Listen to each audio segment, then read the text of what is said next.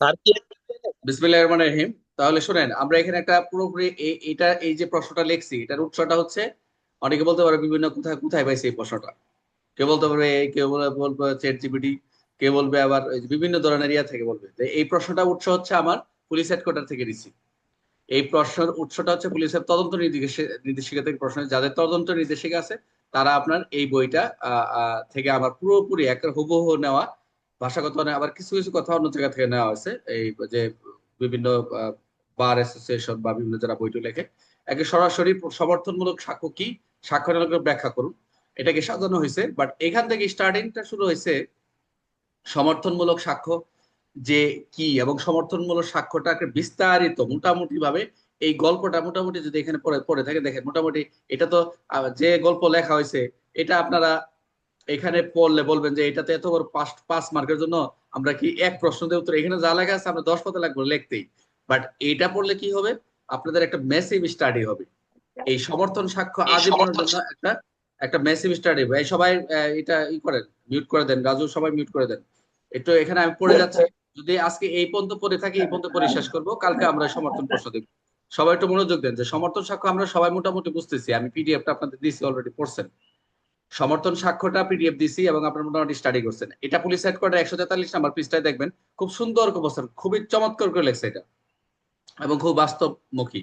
আমরা আমাদের আয়ুরা, আমরা যারা কাজ করি, সাক্ষ্য আইনে কাজ করি, আমাদের সাক্ষীর ক্ষেত্রে কি কি বিষয়গুলো জোরালো না হলে সমর্থিত করেন, এই বিষয়গুলো বিস্তারিত আলোচনা করেছে। তাহলে আমরা এখানে একটু একটু গল্প পড়ে যাই, আপনারা একটু মনোযোগ দেন। আমার এই গল্পটা পড়লে উপর থেকে আপনারা একবার পড়লেই হয়ে যাবে, অনেকে পড়ছেন। তাহলে সমর্থনমূলক সাক্ষ্য মামলার তদন্ত হচ্ছে ঘটনা প্রমাণের জন্য একজন তদন্তকারী কর্মকর্তা। সবাই কেউ কথা বলেন না, আমাদের আগে বলতেছি কেউ কথা বলবেন না, তাহলে মজা পাবেন না। বলছি যে সমর্থনমূলক সাক্ষ্য মামলা তদন্ত হচ্ছে এই যে ঘটনা প্রমাণের জন্য, যে ঘটনাগুলো ঘটবে সেই প্রমাণের জন্য তদন্তকারী কর্মকর্তা কর্তৃক সাক্ষ্য প্রমাণ সংগ্রহ করা, এটা হচ্ছে মূল বিষয়। এই সমর্থন আমরা যে তদন্ত করবো একদম আপনারা যারা ইউ আর গোয়িং টু তদন্তকারী কর্মকর্তা হতে যাচ্ছেন, এই যে বিভিন্ন সাক্ষ্য প্রমাণ সংগ্রহ করা, সাক্ষ্য আইনের ভিতরে এই সমর্থন করে সাক্ষ্য প্রমাণ সংগ্রহ করা, অর্থাৎ তদন্তের ধারাবাহিকতায় মৌখিক, বস্তুগত সাক্ষ্য, দালিলিক সাক্ষ্য এবং অবস্থানগত সাক্ষ্য, এগুলো কিন্তু প্রত্যেকটা আলাদা আলাদা।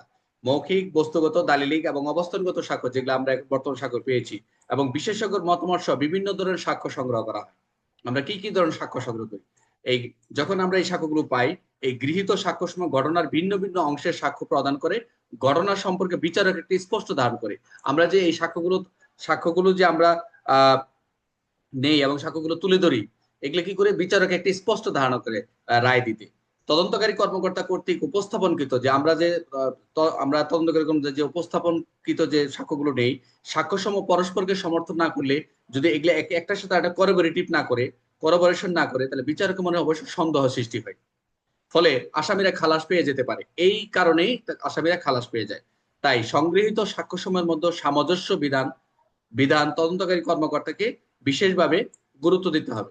আপনাদের একটু রিকোয়েস্ট করে বলি, আপনারা একটু আমার গ্রুপে তো এত স্টাডি হয় না, গ্রুপে এত এসএমএস দিলেও অনেকে ব্যস্ত থাকে, আমার একটু ফেসবুকে মাঝে দিনে অন্তত 2-3-4 মিনিট ঢুকেন। অনেক গুরুত্বপূর্ণ সাক্ষ্য আমি ধারাগুলো একটু আলোচনা করি, এই আপনাদের আলোচনার বাইরেও একটু চেষ্টা করবেন দেখার জন্য। আচ্ছা, বিশেষভাবে বাংলাদেশ পুলিশের তদন্তকারী কর্মকর্তাগণ তদন্ত সম্পন্ন করতে অধিকাংশ ক্ষেত্রে শুধু সাক্ষ্যের উপর নির্ভরশীল, যেটা আমাদের তাই সাক্ষ্যের উপর নির্ভরশীল করে যে 161 যেটা দেয় এর উপরে আমরা চার্জশিট দিয়ে দেওয়ার কোনো কিছু আমাদের ক্ষমতা থাকে না। এই জাতীয় ক্ষেত্রে সমর্থনযোগ্য সাক্ষ্য ছাড়া বিচারাধীন মামলার সাজার হার বৃদ্ধি করা একেবারে সম্ভব নয়। একটা সাজার এই ধরনের সাক্ষ্য না করলে সাজার হারটা বাড়ে না, মানে বৃদ্ধি করা সম্ভব নয়। সমর্থনমূলক সাক্ষ্য বলতে বোঝায় এমন কোন সাক্ষ্য যা কোনো সাক্ষ্যে প্রকাশিত বিষয়কে সমর্থন করে এবং উক্ত বিষয়ের উপস্থিতি আরো জোরালো করে, এটাই হচ্ছে সমর্থনমূলক সাক্ষ্যর সংজ্ঞা। কেউ যদি আপনারা এইটুক লিখতে পারেন, এই যে আমি এইটুক আন্ডারলাইন করে দিলাম, এইটুক দেখেন যে সমর্থনমূলক স্বাক্ষর এখানে লিখে দিচ্ছি কিন্তু আহ সবুজ করে দিই তাহলে দেখা যায়, লাল করে দিলাম। আচ্ছা, তাই তদন্তকারী কর্মকর্তা এখানে সমর্থনমূলক সাক্ষ্যটা সংজ্ঞা কিন্তু এখানে দিয়ে দিছে যে সমর্থনমূলক সাক্ষ্য বলতে বোঝায় এমন কোন সাক্ষ্য যা অন্য কোনো সাক্ষ্যে প্রকাশিত বিষয়কে সমর্থন, উক্ত বিষয়কে উপস্থিত আরো জোরালো করবে। তাই তদন্তকারী কর্মকর্তা গৃহীত সাক্ষ্যসমূহ যদি পরস্পর সমর্থন করে, তাহলে এইসব সাক্ষ্যগত গুণ বেড়ে বেড়ে যায়। ফলে বিচারকের মনে ঘটনা সম্পর্কে সন্দেহের অবকাশ থাকে না। যেমন আমরা ফৌজদারি কার্যবিধি 161 মতে সাক্ষীর যে জবানবন্দি লিপিবদ্ধ করা হয়, এর সাথে অন্যান্য সাক্ষ্য প্রমাণ যেমন বস্তুগত সাক্ষ্য আমরা যেটা বললাম, দালিলিক সাক্ষ্য, পারস্পরিক সাক্ষ্য, বিষয়ত মতামত, প্রত্যক্ষদর্শী অন্যান্য সাক্ষী, শোনা সাক্ষী, লুণ্ঠিত চোরাই মাল উদ্ধার এবং উদ্ধার সংশ্লিষ্ট সাক্ষী, আসামির লুণ্ঠিত মালের শনাক্তকরণের সাক্ষী, অন্যান্য ভিকটিমদের জবানবন্দি, স্থির চিত্র, ভিডিও, অডিও রেকর্ড ইত্যাদি সাক্ষ্য প্রমাণ দিয়ে ঘটনার তারিখ, সময়, ঘটনাস্থলের অপরাধীর আগমন, নির্গমন, আসামিদের ব্যবহৃত যানবাহন, আসামিদের শারীরিক বর্ণনা, পরিহিত কাপড় চোপড়ের বর্ণনা, শারীরিক গঠন, উচ্চতা, ব্যবহৃত বস্ত্র, তাদের ভাষা, আলামত ইত্যাদি পরস্পরের সাথে মিল থাকা প্রয়োজন। বুঝতে পারছেন এখানে কি কি বললো, যে আমরা সমর্থনমূলক সাক্ষ্য পাইলাম। এখানে মোটামুটি মোটা বিস্তারিতই আমরা এখানে দেখলাম যে কি কি সাক্ষ্য আমরা পাইলাম। আচ্ছা, তারপর দেখি এক সাক্ষীর জবানবন্দি হতে অন্য একটা আংশিক তথ্য পাওয়া গেছে। মনে করে কোনো একটা সাক্ষীর জবানবন্দিতে একটা আংশিক তথ্য পাইছেন, এখন পরিপূর্ণতা লাভের জন্য অপর একজন সাক্ষীর প্রয়োজন। একজন হাফ বলছে আর একজন হাফ দেন, মানে পুরোপুরি পাওয়ার জন্য অন্য একজন সাক্ষীর প্রয়োজন। এই ক্ষেত্রে সাক্ষীর জবানবন্দিতে পূর্বের সাক্ষীর সাথে মিল রেখে জবানবন্দির মাধ্যমে সাক্ষীর মূল্য পূর্ণতা দিতে পারেন। এই ক্ষেত্রে তদন্তকারী কর্মকর্তাকে পূর্বের সাক্ষীর সাক্ষ্য বিবৃতির সাথে ধারাবাহিকভাবে সামঞ্জস্য সেদিকে অবশ্যই লক্ষ্য রাখতে হবে।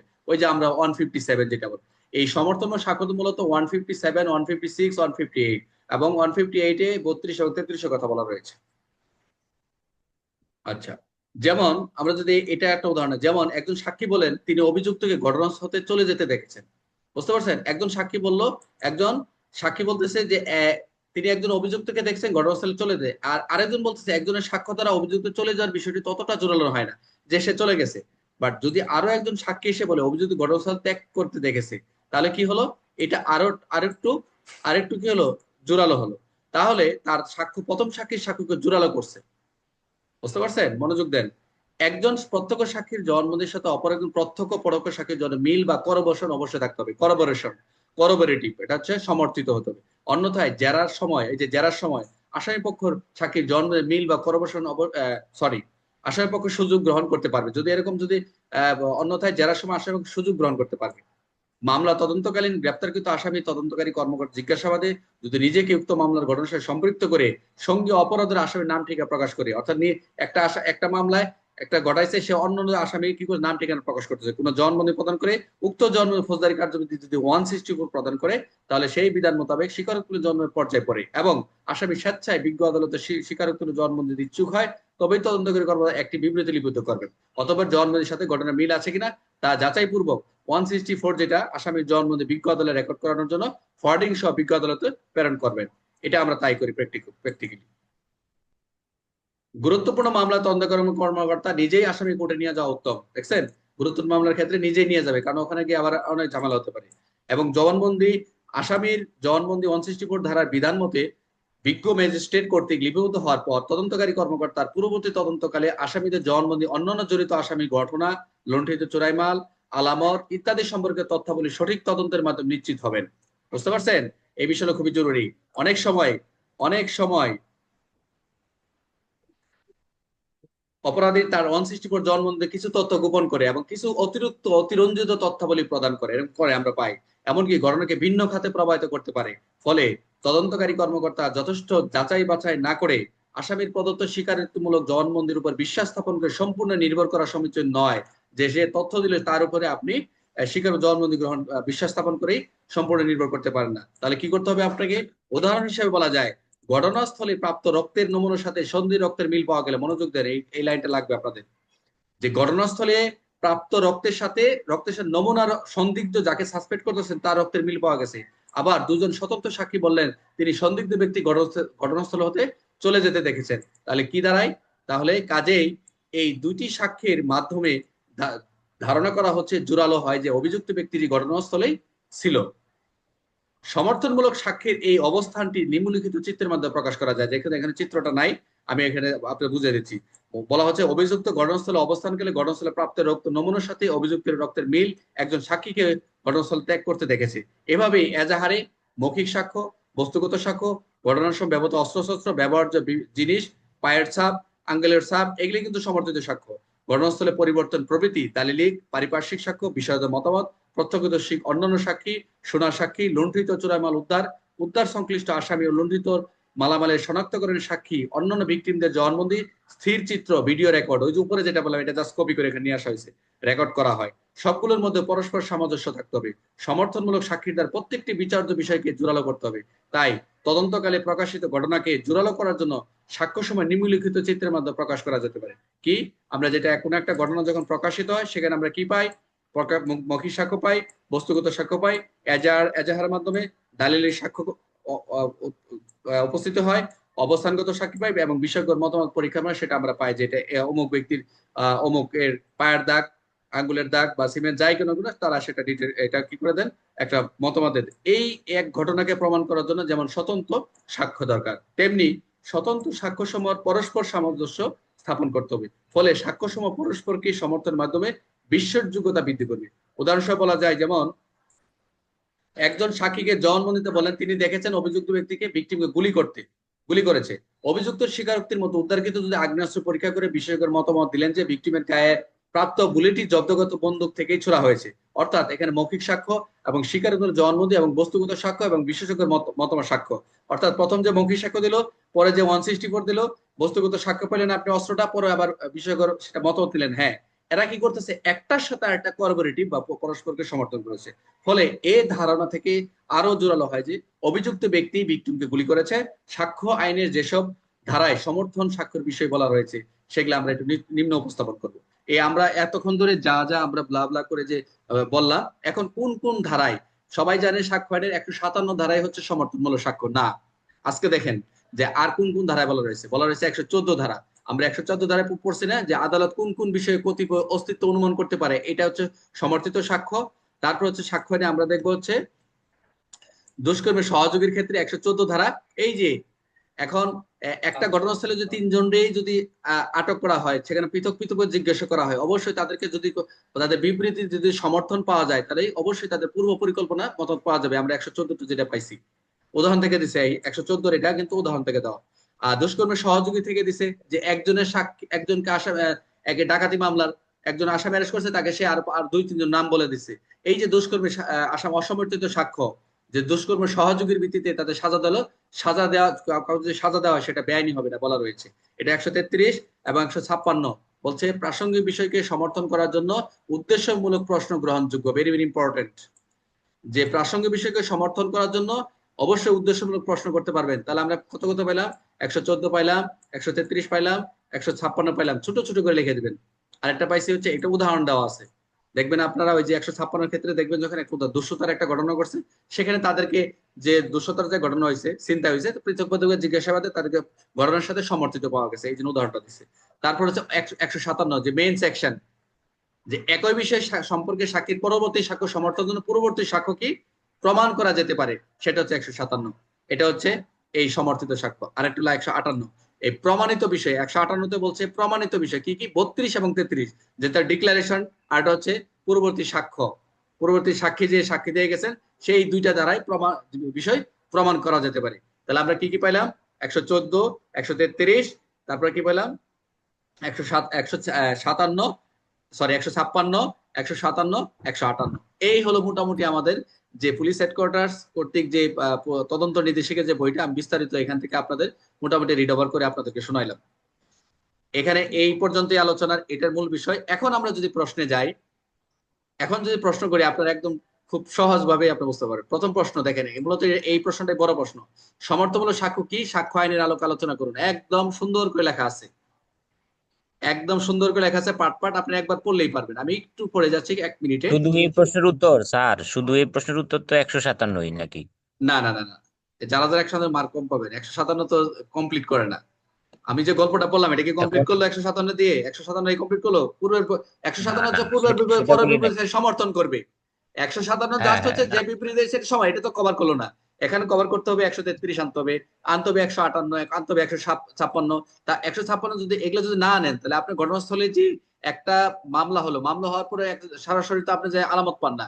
যদি আলামত পায় ফাইন, ওখানে যে মৌখিক সাক্ষ্য নেন, মৌখিক কাউকে অ্যারেস্ট করেন, তার জন্মের ভিত্তিতে অন্য কাউকে অ্যারেস্ট করতেছেন এবং এই এই আলামতটা পাইলেন, পরীক্ষা করলেন, এই যে 164 করলেন, এই যে একটার সাথে অর্থাৎ মামলাটা হচ্ছে একটা মামলা, ফুলের একটা মালা গাঁথলেন, পার্ট বাই করে করে মামলাটা কি করলেন, মামলাটা চার্জশিটের করার জন্য বা পুলিশ রিপোর্ট করার জন্য যা যা গ্রাউন্ড তৈরি করার জন্য এই আইনে কিন্তু সাক্ষ্য প্রমাণের মাধ্যমে সেটা তৈরি করলেন। এটাই এই সমর্থনমূলক স্বাক্ষরের মাধ্যমে তৈরি করবেন। মামলাটা যাতে সাজা পায়, যাতে সুষ্ঠু বিচার হয়, এই সমর্থনমূলক তো এটাই।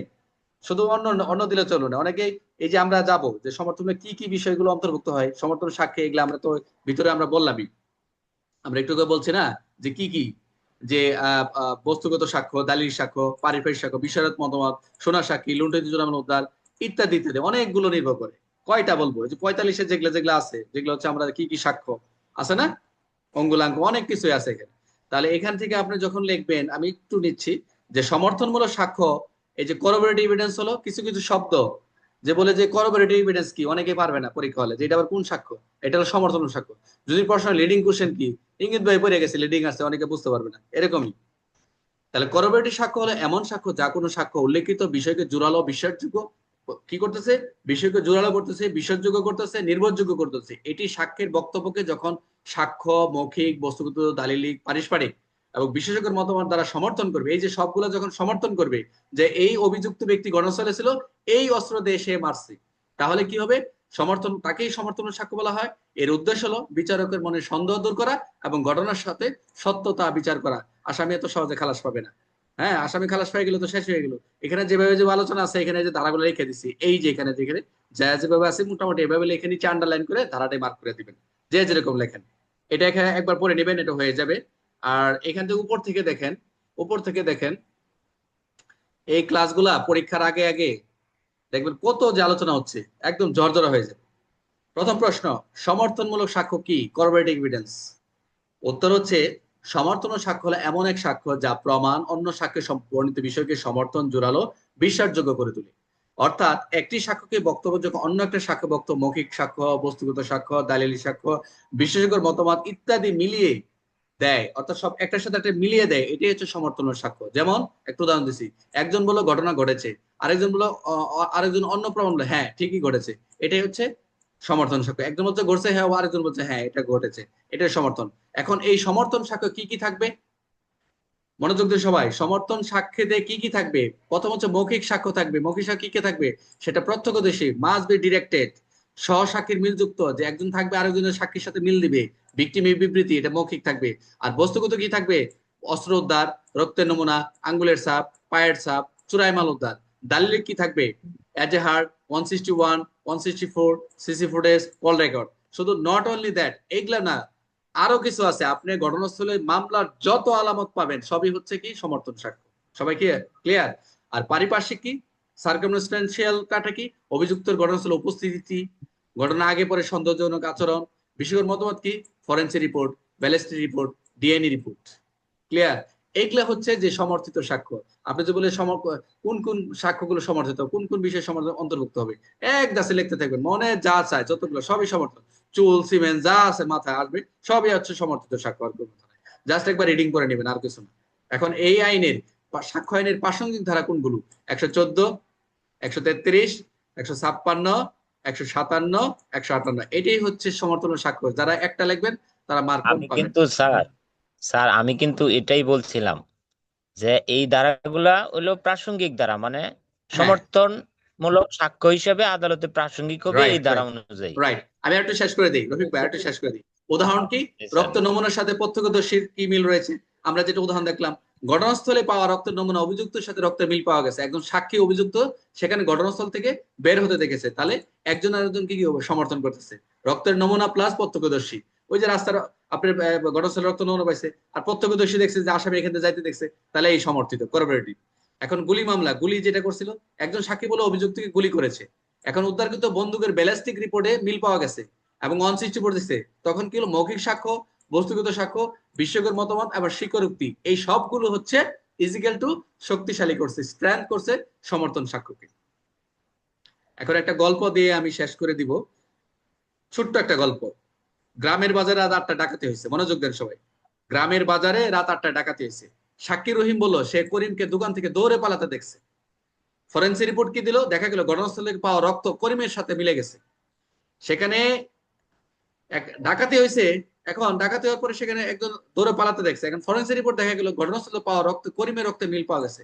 এখন উদ্ধারকৃত ছুরি করিমের বাড়ি থেকে পাওয়া গেল, ওই ছুরিটা করিমের বাড়ি থেকে পাওয়া গেছে। এখন পাশের দোকানের সিসি ফুটেজে করিমের উপস্থিতি দেখা গেল। এখন কি হলো, একক সাক্ষ্য নয়, সবগুলো প্রমাণ করে এক অপরকে সমর্থন করে। প্রথম হচ্ছে সে ওখান থেকে চলে গেল, তারপর ওখান থেকে আমরা রক্তের এই পাওয়া গেল, তারপর ছুরি উদ্ধার গেল, তার বাড়ি থেকে সিসি ফুটেজে তাকে করিমকে দেখা গেল। এই যে একক কোনো সাক্ষ্য নয়, বরং কি গুলো সবগুলোকে এক অপরকে কি করতেছে, করবোরেশন করতেছে, সমর্থন করতেছে। ফলে বিচারকের মনে কি থাকবে না, অবকাশ থাকার সুযোগ নাই। ছোট ছোট প্রশ্ন, সমর্থন সাক্ষ্য কি, কোন পূর্ববর্তী ধারায় বিবৃতি সাক্ষ্য সমর্থন কথা বলা হয়েছে, কোন পূর্ববর্তী বিবৃতি 157-তে দুষ্কর্মী সহযোগী অসমর্থিত সাক্ষ্য সারা দেওয়া যেতে পারে, অবশ্যই দেওয়া যাবে। 133 164 ধারায় স্বীকৃতি কি সমর্থন সাক্ষ্য হতে পারে, হ্যাঁ অবশ্যই, যদি অন্যান্য সাক্ষ্যের সাথে মিল থাকে তাহলে অবশ্যই সমর্থন সাক্ষ্য হবে। 164 5 শুধু একজন সাক্ষীর বক্তব্য থাকলে কি সমস্যা হতে পারে, সমর্থন না থাকলে সন্দেহ সৃষ্টি হতে পারে, আসামি খালাস পেয়ে যেতে পারে।